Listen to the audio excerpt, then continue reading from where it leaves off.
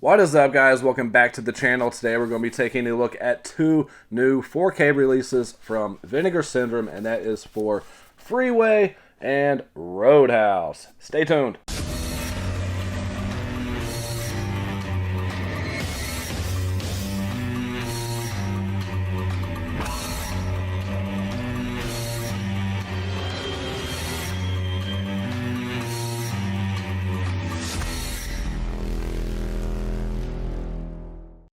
Alright guys, what's up? Again, welcome back to the channel. Back with some reviews for you guys on two new 4K releases from Vinegar Syndrome. Now, keep in mind, at the time of this recording, the Vinegar Syndrome site is partner label only month. So if you guys are wanting to pick these up right now, definitely check out places like Diabolic DVD, Grindhouse Video, Orbit DVD, things like that that sell these boutique label releases until, next year when the site's back up and hopefully they're in stock and have slips and all that good stuff. But yeah, before we dive into this, if you guys would be so kind to hit that like, hit that subscribe button if you haven't already, and hit that little bell icon so you're notified when I upload new videos or go live or anything like that. Okay, now let's start with Freeway first, because I feel like this is probably the lesser of the two that people have seen, although I think a lot of people have probably seen both of these, and that's kind of why I put these together in one video. Let me know if you guys like the 2-for-1 deal here, if you want me to keep doing reviews that way, since I may or may not get back to doing reviews over here on YouTube. I'm still doing them constantly over on TikTok, so make sure you guys follow me over there. Link is in the description. But yeah, I feel like a lot of people have seen both these films.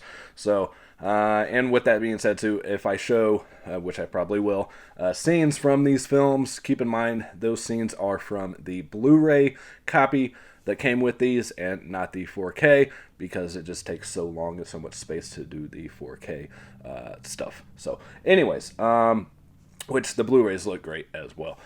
Freeway is a tale of, I'll say, by the opening scene and by what they say in the features, is a reimagining, if you will, of the tale of Little Red Riding Hood. Yeah, so you got Reese Witherspoon here, who plays Vanessa. I'm trying to remember names. And you got Kiefer Sutherland here, who plays Bob. And Vanessa is from a lower income class family, Her mom is played by the way, Amanda Plummer, I believe her name is, who, if you guys are fans of Pulp Fiction, which also recently got a 4K release and looks fantastic, by the way, I did watch it.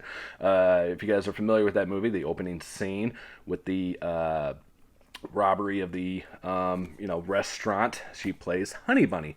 I was like, hey, that's fucking Honey Bunny. And yes, it is. Anyways, so she's from this, like I said, lower class family. She's not the brightest bulb in the world. She's kind of illiterate.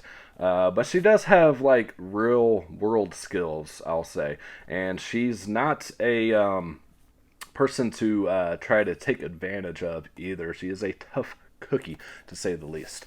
And things get out of hand in her home life, and she's getting ready to go to another foster home. She doesn't want to go to another foster home. She's had really bad experiences in the past with this stuff, and she escapes having to go that route and takes a journey to grandmother's house, just like Little Red Riding Hood, right?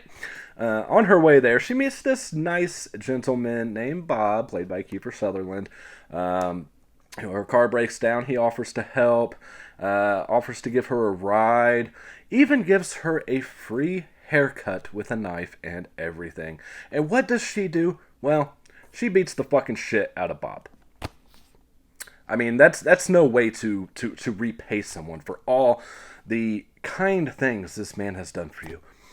No, anyways, so yeah, things really get out of hand. She leaves him pretty much to die, but he doesn't. Spoilers for those who haven't seen this movie. If you haven't seen this movie, definitely watch it and then come back for the review, unless you like spoilers. And people don't really believe her side of the story. They think he's this upstanding citizen. She's got this track record, in and out of the system. Once you're in the system, you're pretty much just screwed. And that's the way it is. No one's going to believe her. and she gets sent away to jail, prison, I think. Anyways, they try her as an adult and everything, and she escapes. Her and her badass little friends from prison. I guess it's prison. Sorry, yeah. Which one of them is played by Brittany Murphy, who's a really, really weird character in this, and yeah. I know she had a very short career in film, and I forgot she was even in this. But yeah, she escapes, and upon her escaping, the cops find out the truth eventually. I don't want to give everything away. And you have Bokeem Woodbine in here too, which I always remember mostly from Dead Presidents, which is another awesome movie. If you guys haven't seen it, definitely check that out. Plays her boyfriend Chopper, or as one of the people in the special features calls him, Topper. Don't know why.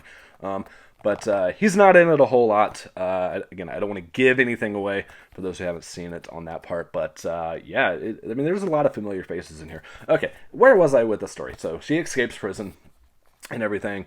And the police eventually find out the truth about Bob. Because they're like, what about Bob? The movie. No, nothing. Okay. Anyways. And his wife finds out the truth too once they raid his storage shed, and things aren't looking too good for old Bob here. And his wife again takes it really hard, and I don't want to give that away, but she's not too happy about this whole situation. And yeah, he sees the cops at the house. He's like, fuck this, I'm driving off.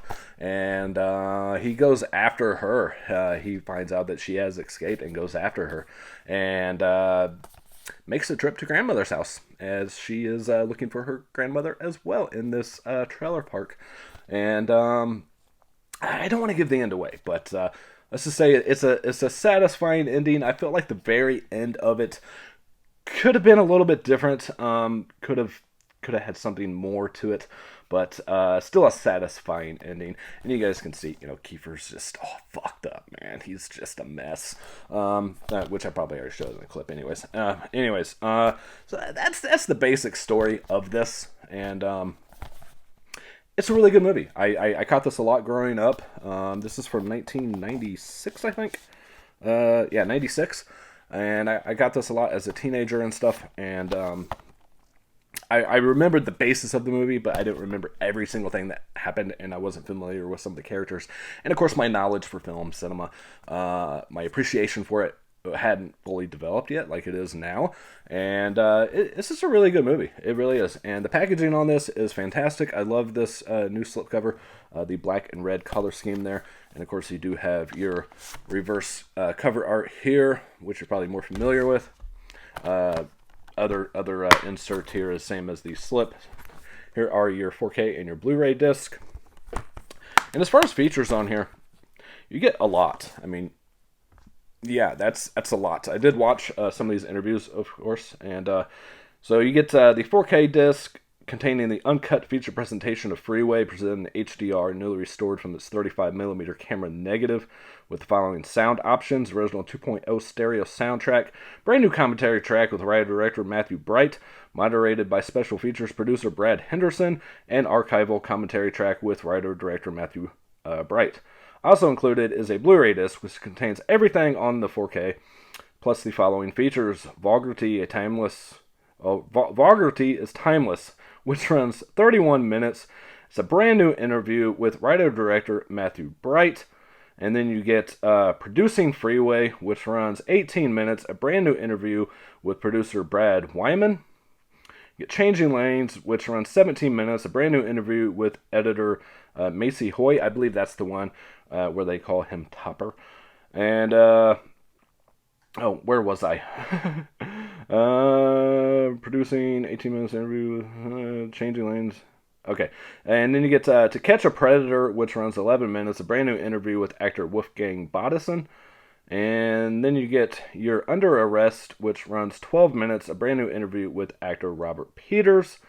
And then Murder Twins, a 24-minute brand new interview with actress Leanna Krill and Monica Lacey. Archival interview with writer-director Matthew Bright, running 15 minutes.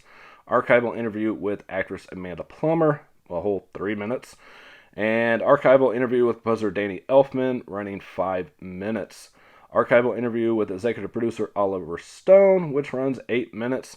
Archival interview with co-producer Samuel Hadida, running 8 minutes. Raw behind-the-scenes footage, 6 minutes. Original electronic press kit featurette, running 6 minutes.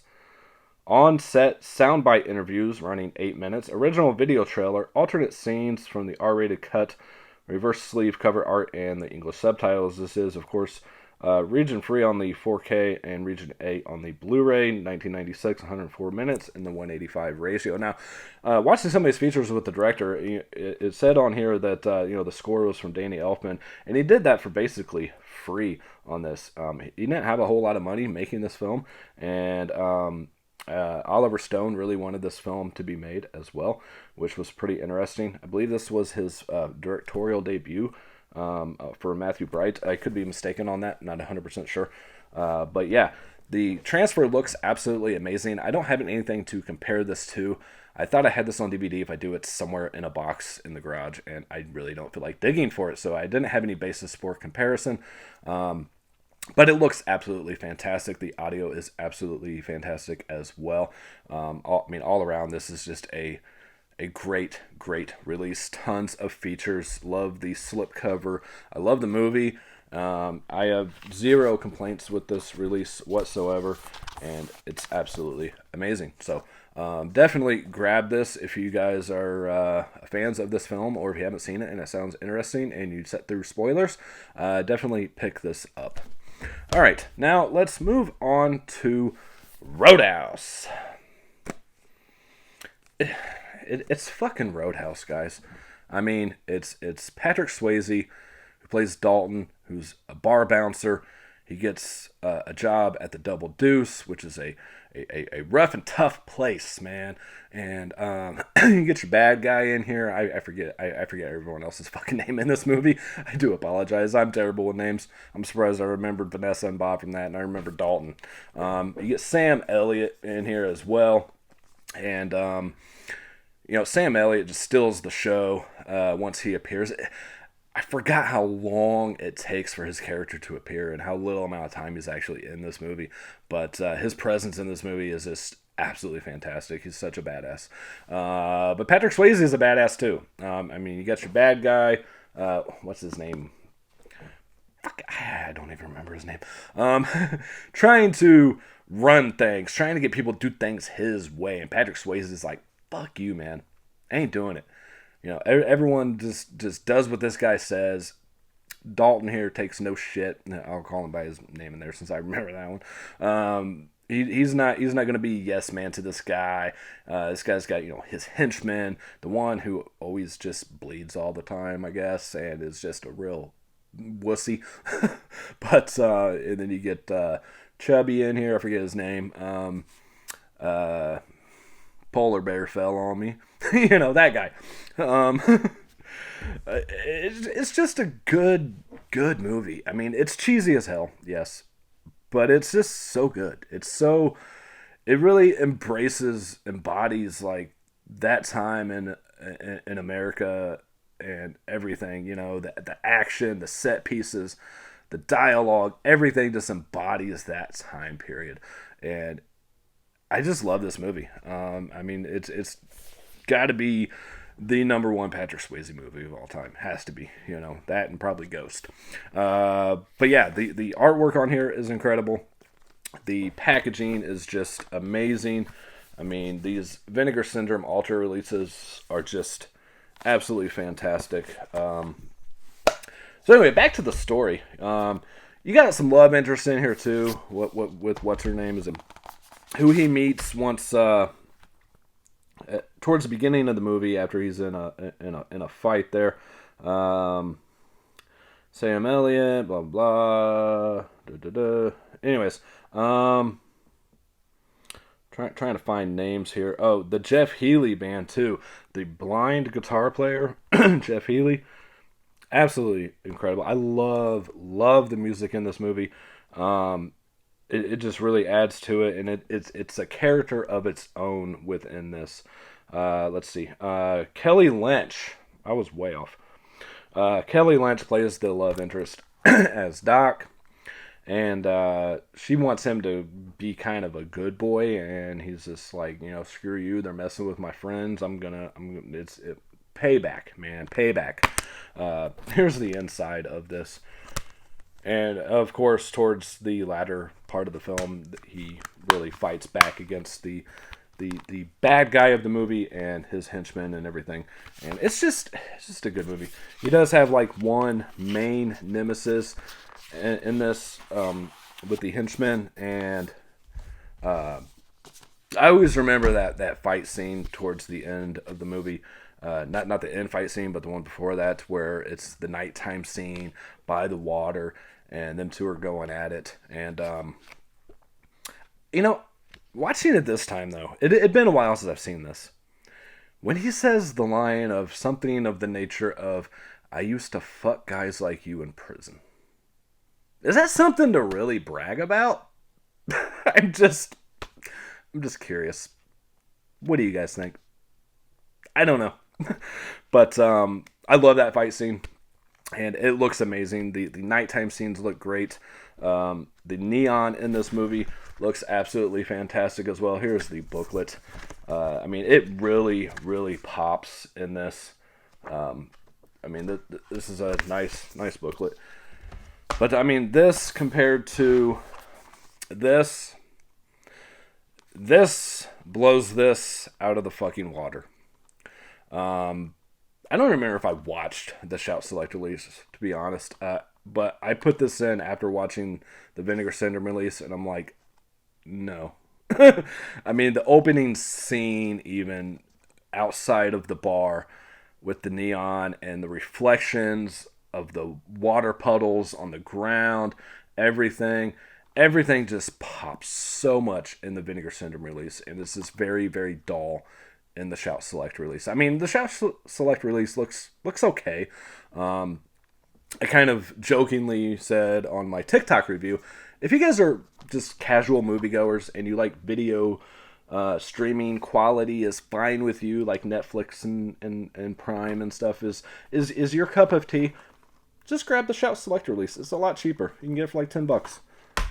Is this worth $40-$50? Yeah, it is. Because it looks absolutely fantastic. I like my quality in watching films. If you guys don't care about quality, there you go. Or even, the standard Blu-ray, not even the Shout Select, or watch the DVD. But if you guys want the best presentation of this film, not just with the audio and video quality, and that's another thing, the audio on this, I kept them at the same levels audio-wise. I didn't turn it up like real loud or anything like that on my Dolby Atmos surround sound. I kept it, within a reasonable range, and put in the Shout Select first after watching this and then going back. Anyways, and then as soon as I popped in the Vinegar Syndrome release, the clarity and the pickup of the background and everything was so much more noticeable than it was in the Shout release. It's just amazing. The sound is great. Like I said, this movie has a fantastic score, soundtrack, everything. So with the Vinegar Syndrome release, it really shines on the audio as well. And the video with the fire and stuff, there's a lot of buildings being blown up and things like that. And at night, the fire looks stunning. It just, everything pops so much in this release. I didn't have a plan going into this how I was going to review this. As you guys can tell, I'm kind of back and forth. But again, if you guys are fans of this film and you want the absolute best release possible, this is it right here, hands down. All right, so that's gonna do it, guys. I'll try to make these short. We're only at 20 minutes for 2 movies, so that's pretty damn good. I just, like I said, overall presentation. The packaging. Here's the bottom of the box. The neon double deuce. It's just looks great. I don't know if this is anyone's all-time favorite film. I wouldn't put it on my all-time list or anything. But it's a good movie. It's a fun movie. and it has character. Like, you give a shit about the characters in here. And you even get Keith David in here, by the way, from, They Live, one of my favorite movies of all time, who I can't even remember if he even had one speaking line. He might have had one. I don't even know if he had that. But his presence is there, and that's awesome. It's he's very underutilized in this, but I just love this release. I don't know. I found like a new appreciation for this film. Yes, I know I go back and forth between saying film and movie, but whatever. So, okay, let's talk about the features included in this release. I apologize for all the cuts and everything in this video. It was just kind of, I don't know. I guess it's been so long since I've done a review. I don't know what the hell I'm doing anymore. Anyways, so you guys, again, see the amount of features on here is just crazy, and calls for a second Blu-ray disc. Alright, so you get the 4K Ultra HD disc, contains the feature presentation of Roadhouse presented in HDR, newly restored from its 35mm camera negative, with the following sound options: 5.1 surround mix, 2.0 stereo mix, commentary track with director Rowdy Harrington, and a commentary track with filmmakers and fans Kevin Smith and Scott Mosier. Also included are 2 Blu-ray discs. Disc 1 contains everything on the Ultra HD, plus the following features. And those features include Henchman Number 2, a brand new interview with actor, stuntman Anthony DeLongis. And then you get I Did It My Way, a brand new interview with second unit director and stunt coordinator Charlie I'm terrible with names. Percarney, maybe? And then you get Blonde Ambitions, a brand new interview with actress Laura Lee Kasdan. Next up, you have Fighting Man, a brand new interview with actor Roger Helwet. And then Ain't Nothing Gonna Kill Me But Me, a brand new interview with actor Travis McKenna. Almost said actress on that one. And then it looks like that's all the new stuff right there. And then you get original theatrical trailer, still gallery containing promotional images and behind the scenes photos. And then disc 2, I think, is all ported over. Contains the following archival features: I Thought You'd Be Bigger, the Making of Roadhouse documentary, a conversation with director Rowdy Harrington featurette, Pain Don't Hurt, the Stunts of Roadhouse featurette, Pretty Good for a Blind White Boy, the Music of Roadhouse featurette, Remembering Patrick Swayze featurette, which I need to watch it. I don't know if I watched it on the Shout release. I think it was on that one.